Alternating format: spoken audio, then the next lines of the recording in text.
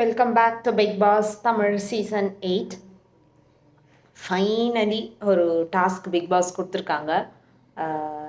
Like ஹவுஸ்ஃபுல்லாக வந்து school big pass residential ஸ்கூலாக மாறணும் அப்படின்ற ஒரு டாஸ்க் கொடுத்துருக்காங்க.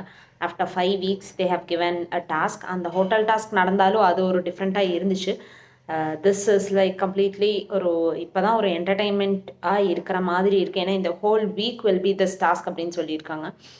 And the starting of the எபிசோடே 2 task for household works யாரெல்லாம் பண்ணலாம் அப்படின்றதுக்காக ஒரு டாஸ்க் கொடுத்துருந்தாங்க. பேலன்சிங் டாஸ்க் 3 பேர் விளையாடணும். ஃபர்ஸ்ட் டைம் கேர்ள்ஸ் டீம் வந்த task.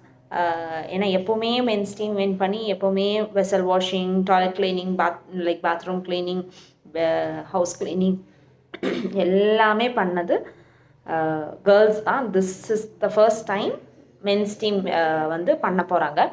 That was the happy thing for women.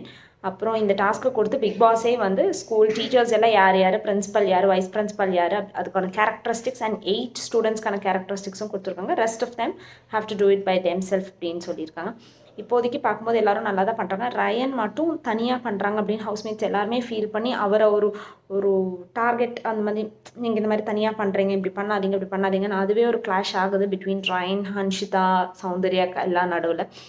And big Boss கடைசியில் சொன்னது girls all have to sleep in their room, எல்லாருமே மென்ஸ் ரூமில் தான் தூங்கணும் அப்படின்னாங்க.